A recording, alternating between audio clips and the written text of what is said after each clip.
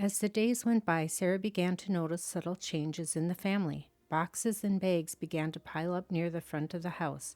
Dad was coming home much later than usual, and each day as he left for work, another load from the house was suddenly gone.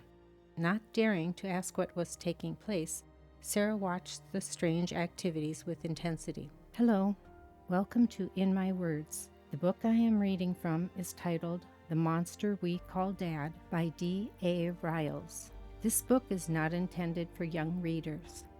After each reading session, I will briefly give information about a chosen plant. I hope through my words you will gain insight, knowledge, and a deeper appreciation and understanding of this mysterious and intricate world. Though the road may be long and hard, compassion and beauty can be gained through the enjoyment of nature and experiencing its wondrous gifts. Thank you for joining me.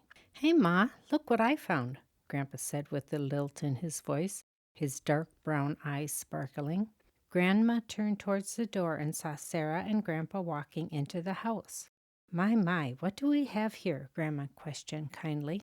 We have ourselves one hungry little girl, Grandpa replied, patting Sarah's small tummy. Sarah giggled. She loved Grandma and Grandpa so much. She wished Daddy and Mommy treated her the same way, but they were just too busy and always mad at each other. Daddy hit Mommy and her siblings. She didn't like seeing how mean Daddy would become, but there was nothing that Sarah could do about it. Even at her young age, Sarah could discern right from wrong, and she knew what Daddy and sometimes Mommy did was wrong. Grandpa handed Sarah over to Grandma. My, she's cold, Grandma cooed, grabbing a blanket from the small rocker which Grandma was standing near. She wrapped the fuzzy blanket around Sarah's small shivering body. Sarah liked the smell of the soft blanket and snuggled into it as Grandma set her on the bed, which was only a few feet from the kitchen. A single wall separated the kitchen from the living room, which was also the bedroom, for the house was very small and only had 2 rooms and a bathroom on the main floor.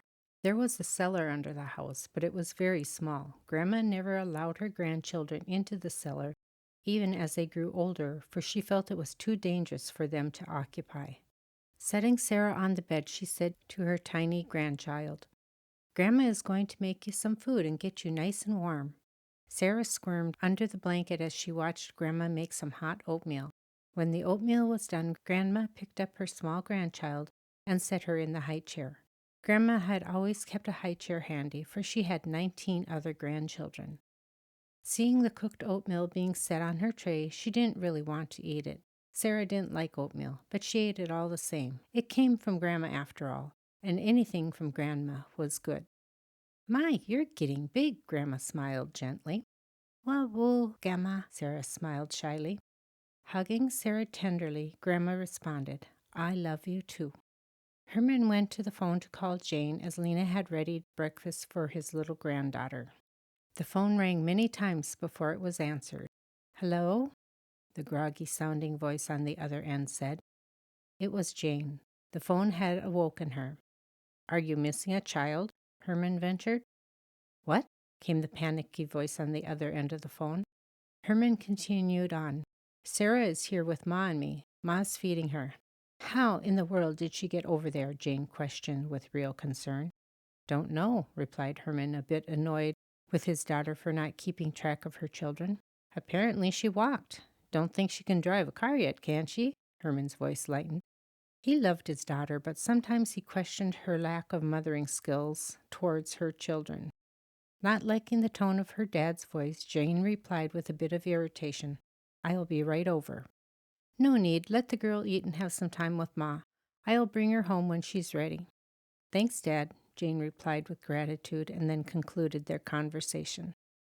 After Sarah finished her meal, Grandma set her on the floor to play. Giving Sarah a pot and lid, the little child played beautiful music for Grandma while the small lady washed the breakfast dishes.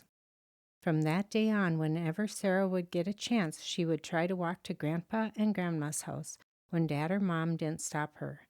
She liked the feeling of caring that only her grandparents bestowed upon her. Chapter 9. Packing. As the days went by, Sarah began to notice subtle changes in the family. Boxes and bags began to pile up near the front of the house.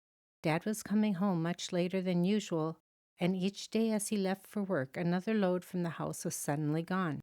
Not daring to ask what was taking place, Sarah watched the strange activities with intensity, not knowing where all the items in the house were going. The small child didn't know that they would be moving to a new, larger city named Norton. As the month came to an end, she began to hear her voice echo back to her when she would call out. The house was becoming cold and devoid of life. Spying an empty box near the kitchen, Sarah tipped it on its side and crawled in. A sense of security passed over her small body. Snuggling her tiny body into the back corner of the box, she peered out and saw a washcloth laying on the floor near the kitchen window. Peeking her head out of the safety of her confines, Sarah looked around the hollow-sounding room to see if anyone was in sight. All was clear as she crawled out and swiftly snatched up the sour-smelling cloth. Toddling the few feet back to her new toy, Sarah climbed back in the box. She didn't like the smell of the washcloth, but ignored it. Placing the sour rag to her baby-soft face, Sarah felt it begin to warm to her skin. Her eyes became sleepy as she rubbed the hard cloth against her face. Laying on her side with the cloth pressed firmly against her face and the box, Sarah fell asleep. Mom didn't notice Sarah's absence, for she was busy packing the last remnants of the house, trying to finish off the arduous task before Dad came home. Over an hour later, Sarah awoke to the sound of Grandma Nye's voice calling for her. Seeing Grandma's feet very near, she climbed out of her hiding place. A broad smile was on her face, but so too was the indentation from the washcloth. Grandma bent over and picked Sarah up, saying, "Oh my goodness, what did you do to your face?" Proudly lifting up the sour rag which she had clasped firmly in her hand, Sarah showed it to Grandma. Trying hard not to show distaste for the smelly cloth, Grandma said with a slight giggle in her voice as she gently took the cloth from Sarah, "Let's get you some lunch and give you a bath." Sarah nodded. As Grandma made lunch, the 3 older children came into the kitchen and hugged at her legs. She patted them gently upon their heads. "How does grilled cheese and tomato soup sound?" The children smiled but didn't say a word. The 3 older children understood that they would soon be moving away from the only safety they ever knew, and found it very hard to be happy. On the last day of November, Sarah heard Dad call out to the family, "Get in the car, it's time to go." Sarah didn't like the feeling that was being emitted from her siblings as the family of 6 walked out the door. Something didn't seem right. Soon she came to realize that they would never return to their old house. Dad had found a job in the city far from Grandma and Grandpa's house. As the days and weeks passed, Sarah began to miss her grandparents very much. She cried a lot and had tummy aches, but over time she was finally able to accept that they would not be returning to their old house.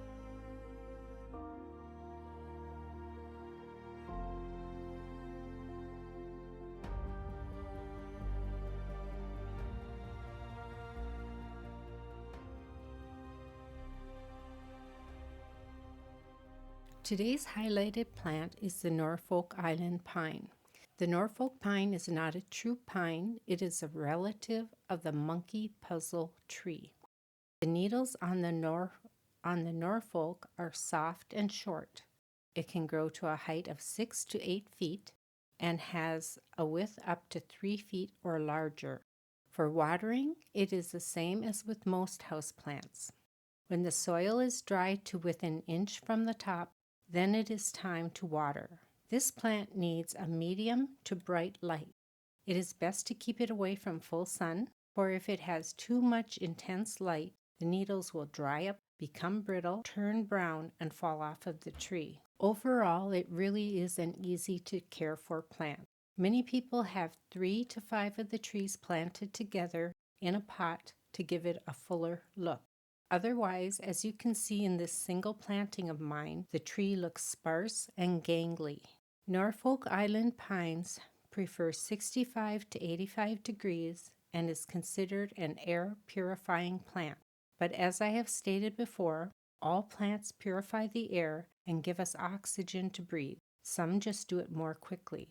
Just remember that plants are essential to all life on Earth. Anytime you have a house plant or any other plant, they all add oxygen to the air including grass. Obviously, it is better if you don't use chemicals on any type of plant. So today's highlighted plant was the Norfolk Island Pine. Please like, share, and subscribe. Next week, I will highlight another plant and continue reading. If you would like to follow along with this reading, you may pick up the book titled The Monster We Call Dad by D.A. Riles at Amazon.com. I look forward to having you join me next week.